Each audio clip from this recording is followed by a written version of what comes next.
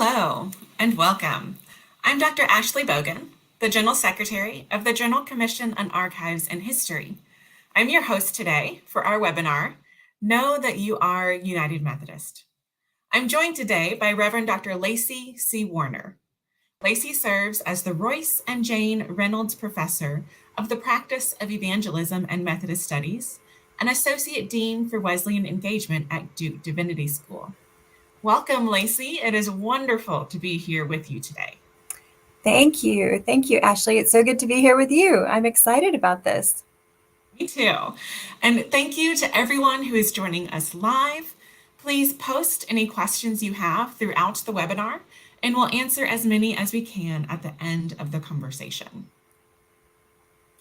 So, Laceye, first, let's talk about the experience these last few weeks at the General Conference of the United Methodist Church, as United Methodists from around the world came together to make choices on the future of the denomination. What was your experience like at General Conference? My experience at General Conference in this last few weeks was one of the most positive I had had. I have been to a couple of other General Conferences that were much different, very, very different in terms of what was accomplished as well as the ethos. And in this General Conference, I feel like we accomplished so much. We worked hard, steadily, sometimes slowly, but it came around in the end. And the feeling, the warmth, the hospitality, the reunions, and really the joy was just inspiring. I loved it. It was great. I'm tired, but it was great. I agree with you on the tired part, but also on just the overall tone. I've often struggled with how to define or explain holy conferencing, but after experiencing this General Conference, I think I have a better idea as to what our goal should be for conferencing in the future.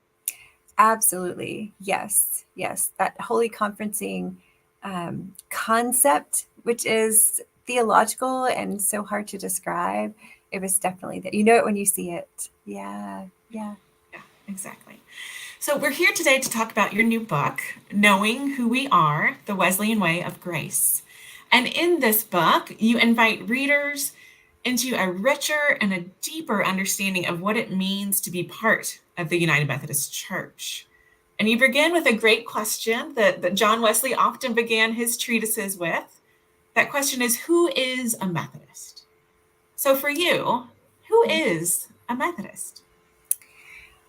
Well, since I'm talking to a fellow historian, we'll begin with what I remember in John Wesley's words is a Methodist is one who has the love of God shed abroad in their hearts, so the love of God within them.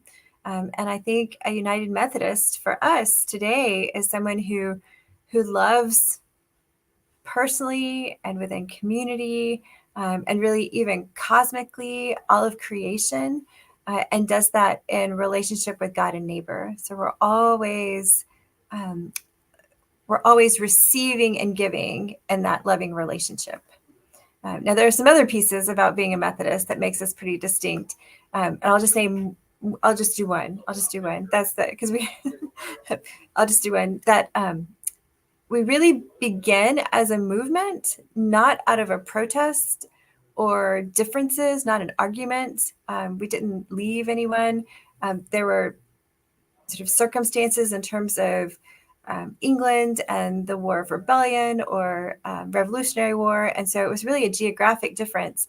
And so the missional imperative of Methodism, as led by the Wesley brothers, is our roots. Those are our DNA. And I think that also makes us very distinctive because that continues to reproduce in our identity wherever we are in the world. Yeah, and coming out of this General Conference, I know there have been calls to kind of renew and reclaim our Methodist heritage as a newly shaped, not necessarily newly formed, but newly shaped or newly expressed United Methodist Church. So I'm curious, do you see the definition or the characteristics of a United Methodist having changed since General Conference, or how's the is there a transition, I guess, in who we are and how we embody God's love in this world? So that's a really interesting question that I've been pondering and asking folks. And so I'd be interested in your ideas too. So here's where I am at the moment. And always my learning is always in relationship. So it's not like I've accomplished something, I know it all, so I'm done. I'd much rather be in conversation and, well, if you will, going on in sanctification, continuing to learn. So I really think that there is a consistent thread of Methodism that weaves through our heritage, including, the general conferences that weren't so happy or weren't so productive or fruitful through this one. So I think there is a kernel. There are times when we get caught up in different swirls, and that's across our story. There's some places where I'd like us to continue to really explore what it means to share love, to receive and share love in particular kinds of relationships and communities. But generally speaking, I think this was a consistent step in our longtime identity and heritage. So what do you think? Ooh, I'm with you, right? I'm struggling or wrestling kind of in a good Wesleyan way with how we identify and embody God's love in this world in that consistent manner. It strikes me in a very compelling way that this is one of the first times where Methodists have existed, at least as a separate institution, apart from the Church of England, where we haven't had on paper any exclusions of persons, right? So for a long time, we excluded kind of Black persons from full ministry and women from full ministry, and then LGBTQ plus persons from full ministry. And so I'm curious to see how United Methodism from here on will kind of re-embrace some of those good old Wesleyan roots of God's love and embrace of all, and the empowerment of God's call in all of us, kind of without limit. And so for me, that's exciting. And I really hope that we're able to move from this just being a fact on paper to something that is lived practice. And so I'm eager and excited to see where we go from here. All right. So speaking about John Wesley and those good old Methodist days, your book does a great job of kind of interweaving Methodist history and doctrine with understandings of today and where we need to go. So you provide us with the story of Methodism, which began when the brothers John and Charles Wesley formed their Holy Club. They were seen as strange for their commitment to living out their faith through acts of mercy and piety. So can you tell us a little bit more about those early days of the movement and why the small groups were so vital then and why they're vital now? Absolutely. So there's a phrase that I find really, I find it kind of funny, if I'm honest. And I guess my sense of humor may not be everybody's, but there was a primary source during the time. So somebody writing during the time of John and Charles Wesley about Oxford as a community, as a town. So they have this very relatively prestigious university in the midst of middle-class folks trying to do their agriculture, their entrepreneurial sort of thing. And here's a small, but a cathedral of the Church of England there at Christ Church, Oxford. And this person describes Oxford as comfortably slack. And I find that really fun. It's also a criticism, right? But so it's comfortably slack. And I think, oh, that really describes some of what I think I experience in various Christian sort of pseudo-religious contexts where people say, yeah, I'm a Christian, but then we have all these counter practices and this kind of laid backness where we're so relaxed and we don't really reconcile our Christian beliefs with how we live in the world, how we spend our money and how we gather, et cetera. And so this was kind of what was going on in Oxford. And as college students will do. They will see the truth and they will act on it, and in very, very profound ways. And so Charles inviting John back, and for them to begin these small groups, they wanted to really practice their Christianity. They read the Bible, they prayed, they practiced fasting and sharing alms, right? Like, so giving to the poor, visiting in the prisons, working with children. I mean, they set up all kinds of activities where they were closely involved, right? They didn't just tell someone to go and do that, but they were involved in their community and in kinds of service, and it deepened their relationship. So they're reading scripture and praying, so their relationship with God. They're working and serving alongside folks in real need and learning about what that means. And then they're also with one another.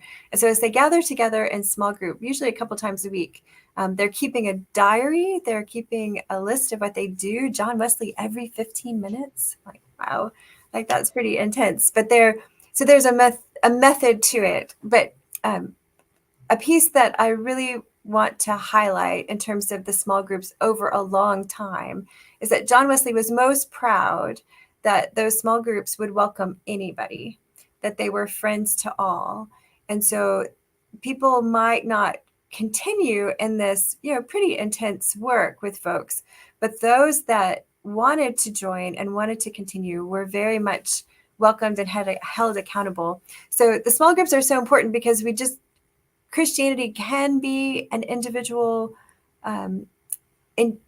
phenomenon, but it usually is not. It's much more enjoyed and nurtured in community and in relationships with one another. So for these small groups to be hospitable to anyone, the only thing that folks needed to do is really want to seek to love God together, I think is very profound and significant for our own sense of what it means to be in a small group.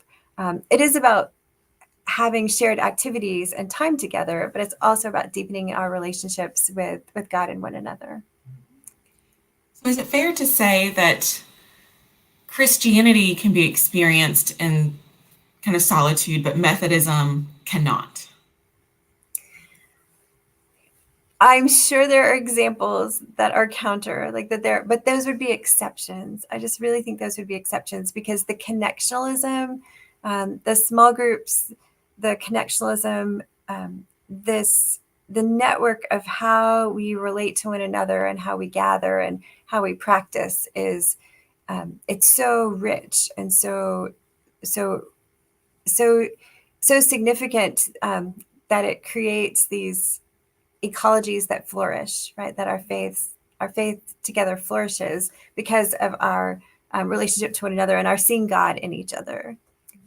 Yeah. So I would say yes. But I'm curious about how we go about forming small groups today, and I agree with you on the need for them and the importance that they bring not only to kind of personal spiritual formation, but kind of our social engagement and putting ourselves in relationship with one another. But one of the just hard things that I have when it comes to small groups today is time. So for example, I tried to form this small group with a couple other moms who go to my local United Methodist church here. And we were trying to find a time where we could all gather and talk. And it's 7 weeks from now. And so, right, just with all of our schedules between either work and having kids and trying to do maybe some sort of self-care, how do you have any advice on actually forming small groups with everybody's schedules being everywhere? Right. Yes. We're so busy and with very important things, with worthwhile, significant, edifying practices. So I wonder about how can we overlap those pieces, so that if I need to take a walk or if I need to run errands or go to church, if there's ways to layer those so that we're doing them together. But I do think society, community, like we're just in a much different place and than 18th century England, where we don't necessarily gather together at in person in the same ways for what do I want to say? Like for necessary survival, right? Like we don't necessarily eat together and find our water together, all those sorts of things. Okay, so how to use online virtual technologies and capacities so that we can connect. In the early chapters of the book, I talk about a Bible study that formed. It did technically form in a coffee shop at first, but then folks really just wanted to go to the bar. So there we did meet at the bar sometimes, but some folks then began to practice. They were not wanting to be tempted in the same ways, and so we would meet in a home next to the funeral home. So it was a house, but it was also sort of a place that was accessible to folks. But the group wasn't the same every week, right? Like there was some coming in and out because we were just all so busy. But to have practices that are shared, that there's a checking in. So I'm not sure we all have to be in the same place, eating the same food, breathing the same air for the same hour. But are there ways to check in over a certain period of time where we're asking for prayer, where we're interacting with one another and asking and telling, sharing news, and then partnering together on mission? Because the thing about the small groups in early Methodism is that they were devotional means of grace, piety, but they were also means of grace as works of charity and works of mercy. So that intersection of the various ways that we are in the world, if there are ways to do that together, that isn't necessarily sitting for 3 hours on an evening, in one spot. None of us sit still that long, if we can help it, right? So yes, so the forming of small groups, but how do we do that in a way that's that is meeting the same goals and objectives, but then also fits into the realistic, sort of the authentic lives that we live. So also in your book, you write the following, quote, Methodists search for, accept, grow in, and share God's grace with holy tenacity. I love that. But what does holy tenacity mean to you? And in what ways do you see it embodied in the United Methodist Church today? Okay, great. So we, those of us in Methodist history know that this was a phrase that Wesley used about himself. And I am wondering about what kind of tone he would have said this in his journal. He was writing in his journal. John Wesley described himself when he wrote in his journal in the spring of 1739, and he was writing it in response to George Whitefield's audacious field preaching. This John Wesley was not, and I love your the way you have featured becoming more vile. So I think it's in that family now that I think of it. So Wesley says, I was so tenacious of every point relating to decency and order that I should have thought the saving of souls almost a sin if it had not been done in a church. And so for me, holy tenacity is a way of saying, okay, there are the ways things have been done, and then there's the way the Holy Spirit is moving, and it's a willingness, a tenacity to follow that Holy Spirit into spaces with which we are not comfortable, with which we are not familiar, for the sake of the gospel. And I think that's much of what many Methodists have done over the centuries. Not always perfectly, not always well. And I think, which you helped to outline in the beginning, but at our best, our holy tenacity means the inclusion of women and children as the primary participants in those early small groups, the provision of medical care for those without access, the work along anti-racism and anti-slavery, beginning in England with the Wesleys. I mean, it didn't begin with them, but for Methodists, that's where it comes from. And ways that we have participated in economic empowerment of others and of ourselves. So just this rich tapestry of ministry, I think, is our holy tenacity. Yeah. And it's always so striking, when the list that you just gave of kind of the ways that the Wesleys embraced holy tenacity, from, empowering women and girls, understanding kind of economic shifts and conditions of others, anti-racism. All of those are still ways that we today in 2024 could embody holy tenacity. And, it never ceases to strike me that the social conditions that John Wesley was dealing with in the 1730s, 1740s are the same ones that we are often dealing with today.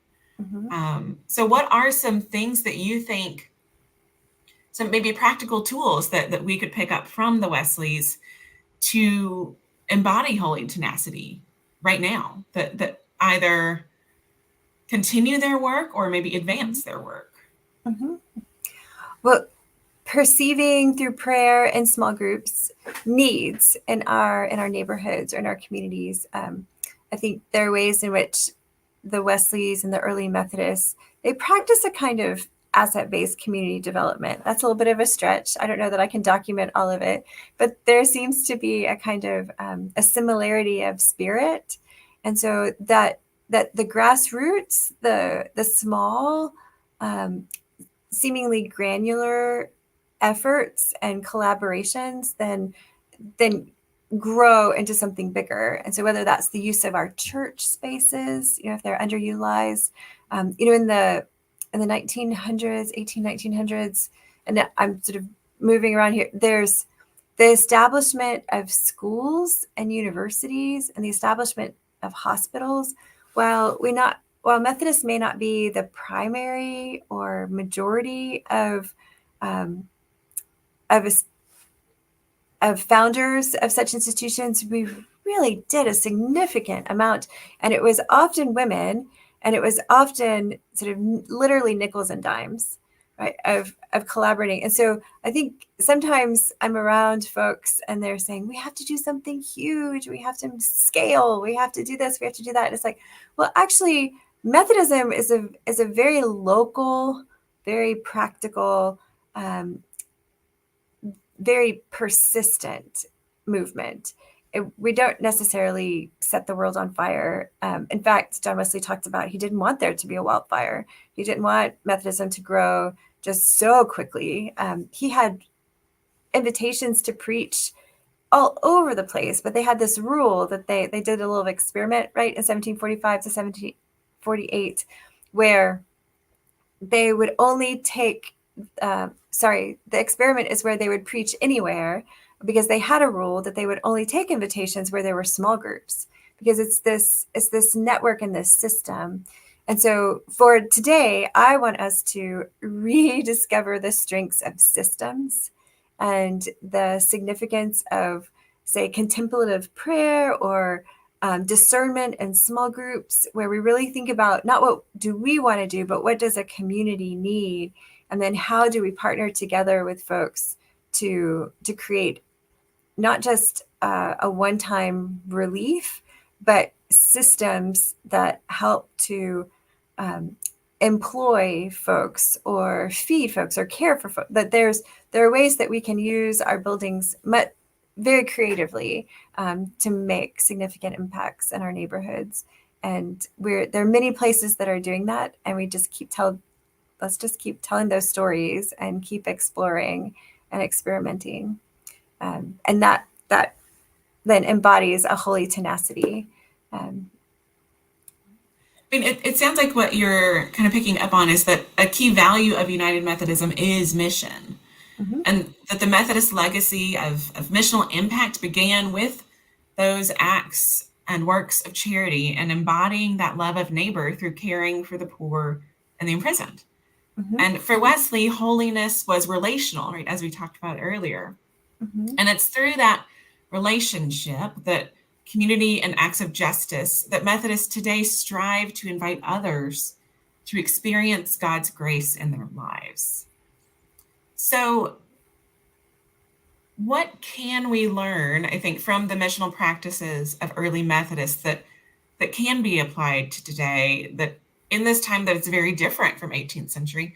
Or I Mhm. guess we've touched on that a little bit, but maybe what are some places where you're seeing missional innovation happening today? I think there are all sorts of places where missional innovation is happening, and oftentimes it's in people's districts or annual conferences. So to see emerging church communities, to see helpful sort of cooperative entrepreneurial projects that happen. There's also sort of international ministries where we're not just in mission to help relieve, but we're actually sort of partnering with folks to empower. And so those the examples that have that kind of sustainability, I think, are even more characteristically Methodist, where Wesley, he and Methodists really knew one another. If in in situations where children needed education or the incarcerated needed employment, there were ways that the Methodists came alongside, and that it wasn't that the Methodists were, I guess, any more resourced. They were like, we were all in it together. It was only, my understanding is that it was later in the Methodist movement when the Strangers Friend Society was established. But prior to that, it was really about sort of helping one another. It was so that those small groups are the places where we hear about the needs and then can partner together on how we meet and strengthen folks in their particular situations. So I mean, there's so many that could be named. My favorites, okay, are ways that local church buildings are transformed and used for multi-purposes. I think that is fascinating when it's there's multi-generations living or enjoying a particular space, and how there's this cross-sectional flourishing that occurs where people enjoy being together, and it's actually meeting needs of all of the different sort of communities that are present. That's some of the most sort of inspiring to me. What are some things that you see? Do you see things? Yeah. Yeah, I do. And as you were talking, the idea of kind of repurposing buildings, I think is so key to who we are as Methodists, right? Like John Wesley, the buildings that he built or bought were never strictly preaching houses, right? They were Right. medical clinics, they were libraries, they were places to gather. And that's where I think we do need to go back and kind of rethink how we use property, because we are a very propertied denomination. So how can we use our assets to engage community in new ways? And also, how do we also do ministry and mission outside the walls of the church? Because not everybody feels comfortable coming to a church, right? You were talking earlier about, the small group that you formed and how you all met at a coffee shop and then, moved on to a bar and then to a home. And I think that, at least from me hearing that story, that speaks to potentially how some people get really nervous when it comes to going to a church, and they are unable to relax or to be themselves or to be vulnerable or to really kind of open themselves up. And so the way that we are also seeing ministries happen outside of churches is really inspiring too. And what you had said earlier about kind of the Methodists, we aren't about grand, big change. We're about little bitty incremental change. just speaks so heavily of Frances Willard and those early Methodist women, and how they're like, do anything and everything in your local context to make the smallest of change, because the smallest ripple will have those big effects. And so, right, as a mom in a small kind of suburban community, like getting involved with the school board could have a big impact, right? Finding ways to provide school lunches for all children could have a drastic impact. Like there are all of these ways that not only United Methodist congregations, but United Methodist individuals can get involved in their local community and do so because they seek justice, because their United Methodism compels them to do that. And I think that's just where we need to head. And I oftentimes think that we get so hung up on wanting quick, big change that we get frustrated when we don't see it. And we forget that little time-taking change can have a big impact too. It does, yeah. And that Wesley's early Methodist movement and the pieces that we continue to have, but we might not emphasize in the same ways, we have the building blocks. The building blocks of small group, works of piety, works of charity, the kinds of relationships to listen, the connectional nature of our denomination, where there may not be a ton of gifts across the whole connection, or in one part of the connection, but across the whole, there's all kinds of gifts and there's all kinds of relationships and understanding. And so to be able to build on that. And I feel, since you mentioned school board and school lunches, Wesley, he instructed his preachers whenever they went around that they needed to spend, I don't think I'm making this up, like at least an hour with the children. Like he would always spend time with the children, just with them. I mean, I'm sure there were safe sanctuaries and all that sort of thing. But I mean, that he wasn't alone in the room with them, but that they had focused attention to ask questions and to listen. And we might not agree completely with Susanna and the Wesleys on all of their childhood development practices, but in principle, the prioritizing of time with individuals, Susanna's prioritizing the learning to read before sewing for girls. So the kinds of things that they might be subtle, but they're incredibly significant investments in folks that don't cost money, right? It's time and attention and love. And so those children over time, I think about literacy rates and the various statistics to which that is connected, and the significance of just having an after-school reading program at the church where there's some relatively healthy food. I mean, we want kids to have some, food that makes them happy too, and that they feel welcomed and pampered, but having just the smallest group and the smallest gesture of something that is significant in people's lives makes a tremendous difference. So in these days after General Conference, a lot of us have hopefully a renewed sense of our United Methodist identity, as well as connection. Why is connectionalism so important to the United Methodist Church? And in what ways do the organizational bodies of our denomination help us to be a worldwide witness to the gospel?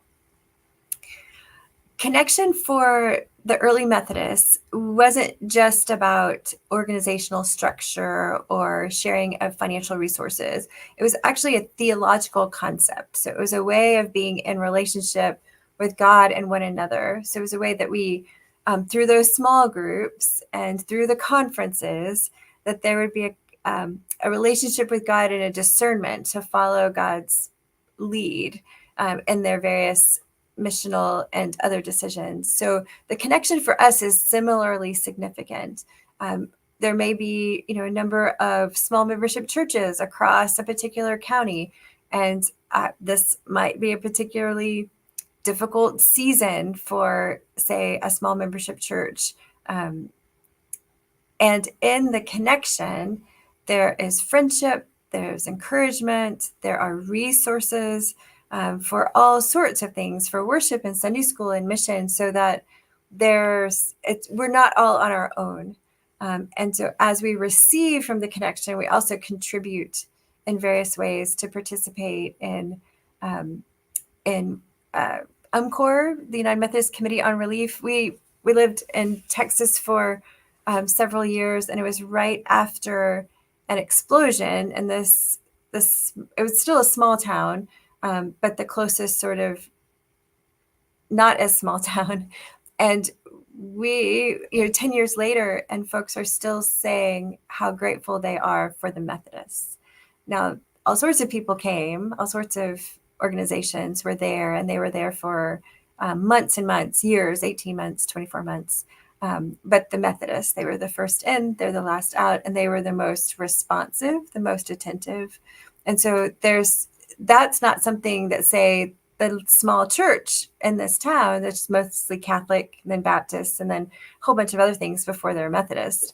So this tiny little small membership church would not have been able to provide that service and that relief in the midst of that very difficult season. But that little church is still a part of the connection that then also contributes to something like UMCOR. So our connection is really significant because it's something beyond ourselves and something that we contribute to, but also we receive from.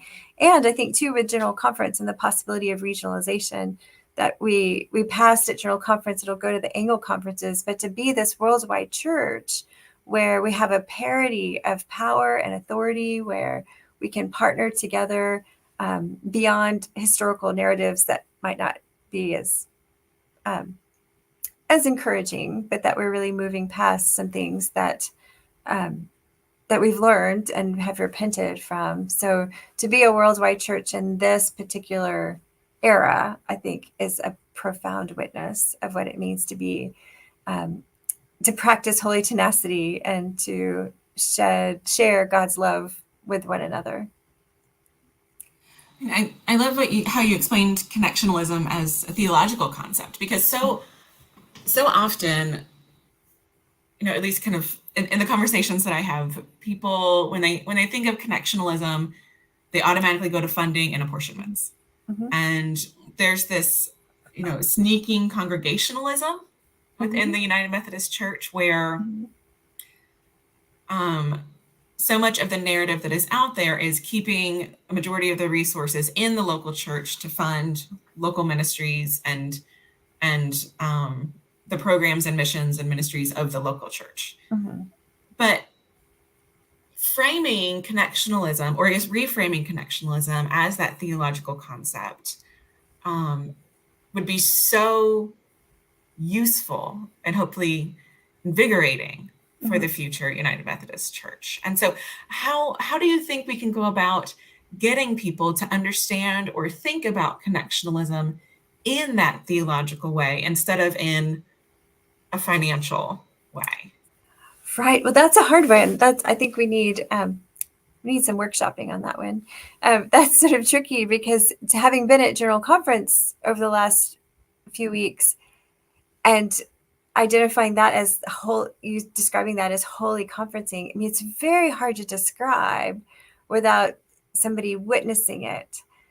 So we can try to describe, but I would hope that there would be some possibility for interaction. So if that's at annual conference, so annual conferences are technically the basic unit of the United Methodist Church. It's not the local congregation, and it's not the General Conference, even though the General Conference is the authoritative voice.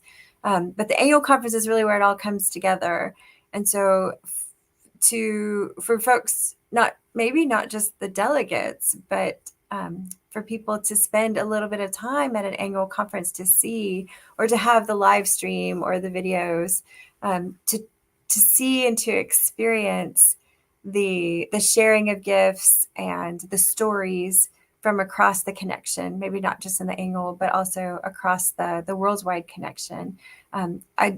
I mean, relationships are really the best way, right? And seeing is believing, and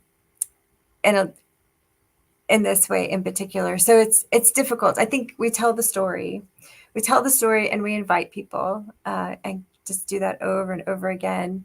But because it is difficult in the current landscape, individualism and then small groups, sort of in terms of this fractured nature of community, and as we read the news, or hopefully just read and learn that Methodism really does work towards constructive outcomes. So if we're looking at the research coming out and the descriptions of our current society are, there's loneliness, or there is, this overwhelming sense of lack of resources, that when we're together and tell the stories, that connection makes a difference. So hopefully small groups would be the first building block, then annual conference, and then having relationships across those annual conferences, and hopefully across the regional conferences, to see and experience what God is doing in all sorts of places. And finally, Lacey, what are you hopeful for when you envision the future of the United Methodist Church?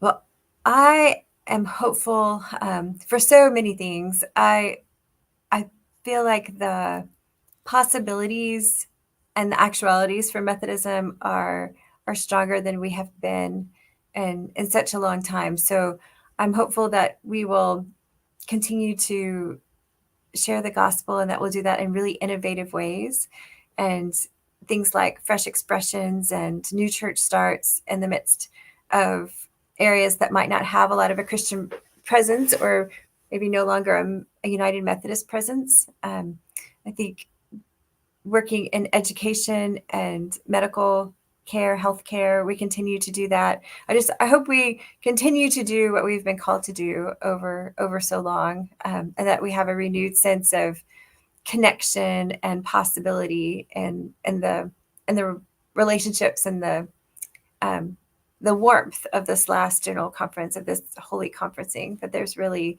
our numbers may be smaller, but there's a sense that we have a greater sense of shared purpose. And I think that is very hopeful. All right, so thank you so much, Lacey. This has been a great conversation between the two of us, but I want to open it up to those who are joining us live. And I know that we have a few questions that have been incoming, and we'll take more as we go.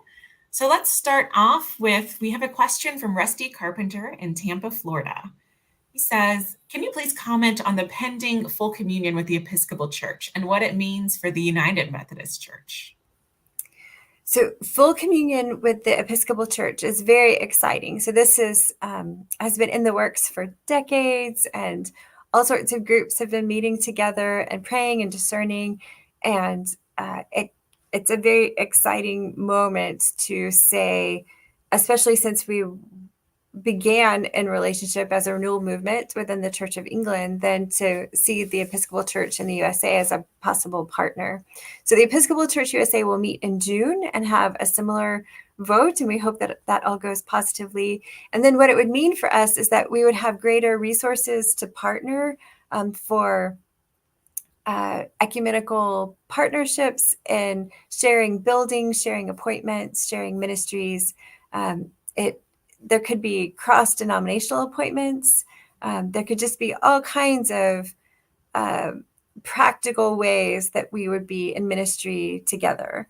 And so in this season of sort of shifting landscapes and really quite distinct challenges, having partners and friends in another denomination is really, not only does it symbolize a unified witness, but it will also open us up to all sorts of creative ways of being in ministry together. Are there things that you have thought about with the full communion vote? I mean, I'm with you on it's a beautiful kind of coming back and completing the circle of our Wesleyan roots, and kind of when we initially broke off. And so I do think that will be a great opportunity. Hopefully the Episcopal Church will agree, and they're meeting in June. And just knowing some of my ministerial friends who left the UMC and maybe joined the Episcopal Church, it will be a kind of a beautiful reunion in that sense as well. So I am excited for it. Mm-hmm. Yeah. From Stacy Holly, they ask, how do we respond to the idea that we aren't really making disciples if the people we serve don't end up as professing Christians and church members? All right. How do we respond to the idea that we aren't really making disciples? All right. The first thing I'd want to say is when we look at the language of making disciples in Matthew 28, and we actually have help with interpretation and translation of that passage from John Wesley in his notes on the New Testament.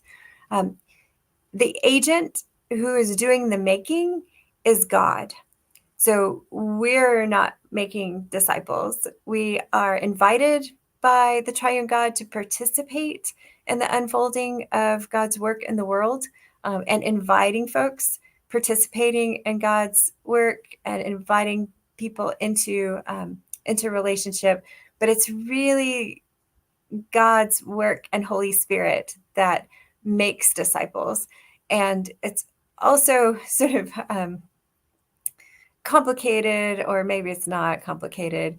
For someone to come to faith, it's not necessarily required that they become a church member in the United Methodist Church. I mean, we are hopeful that the United Methodist Church might be a setting, particularly in those small groups, where people can be nurtured and grow in God's grace and in faith with one another.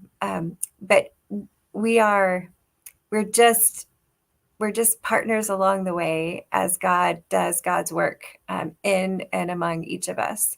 So I hope that's somewhat helpful. It sort of takes the responsibility off, or the pressure off, but at the same time, it's not any less of an invitation to practice and to participate, because by our baptisms, and this is shared across denominations, particularly participating in the World Council of Churches, because we share a lot of our liturgy, so baptism, Eucharist, and ministry, our understandings in those areas, our basic understandings of ministry. So we're all commissioned by our baptism to share the message of salvation with one another.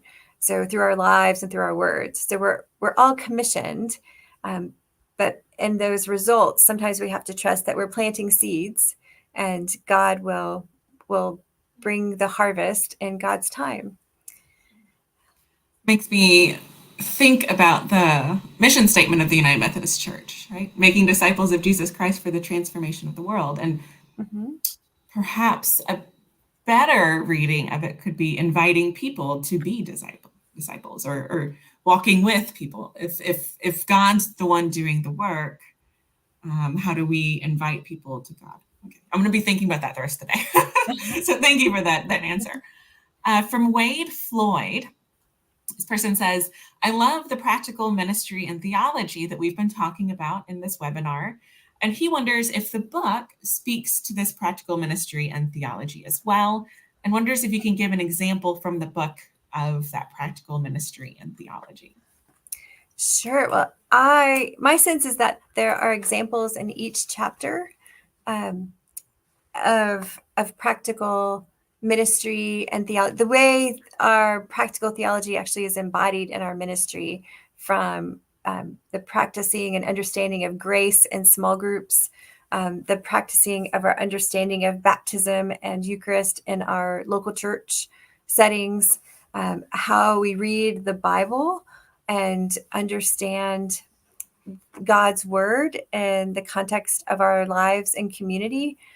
Also examples and our mission, like the many ways that in local communities we contribute to mission that also are on a connectional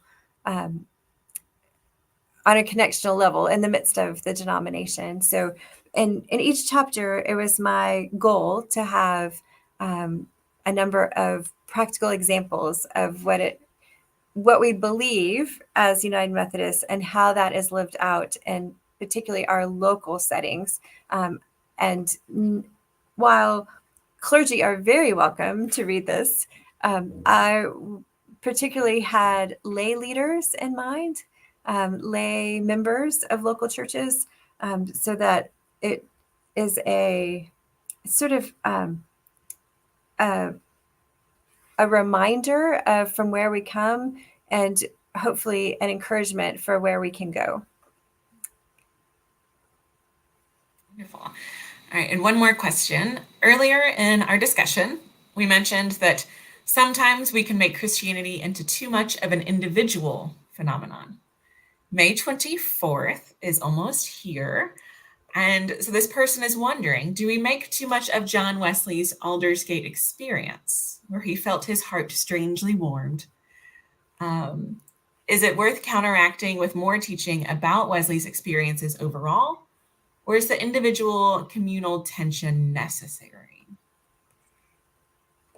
All right, this is great. Okay, so my personal response, this is just Lacey. I do think we make a bit too much. Well, I'll just say it. We make too much of Aldersgate.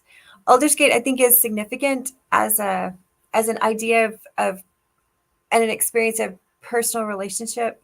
And it is John Wesley describing an experience of grace, that Jesus died for me, even me. And I think that is important.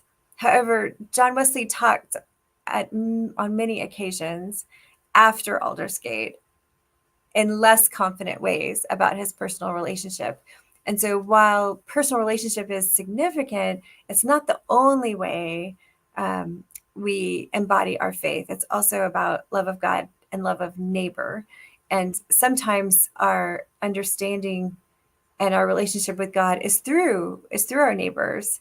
So keeping in mind that God is Trinity, is Trinitarian, and we are invited into the body of Christ, I think is significant. And our focusing on our individuality is really very Western and modern, and not always in good ways. So I don't want to leave the personal, but I do want to complement the personal, so that I see. So in that last question, is it the individual communal tension, or is the individual communal tension necessary? If I'd like it to be a creative tension, like an interdependence, that there's a complementarity, that one needs the other. And there's some wonderful examples of this throughout Christian tradition, not just John Wesley, about how we are one of a body, and in relationship to God and to creation. So let's see, is it worth counteracting with more teaching about Wesley's experience overall? Yes, I think so. And with other theological reflection on our experiences in community. Absolutely. So what do you think? One of the things that, I guess one of the persons that I've heard kind of best explain Wesley's experience at Aldersgate and then kind of his later ministries is David Worthington, who was previously the director of the New Room. He now serves as the General Commission on Archives and History's Global Ambassador of Methodist Heritage Sites. Mm-hmm. And I heard David first talk when I was at the New Room in Bristol, England. And he said, while John Wesley's heart was strangely warmed in London, it was set afire in Bristol. Hmm. And Lacey, the holy tenacity, the quote that you read earlier from John Wesley's journal is when he gets to Bristol. It is. Right?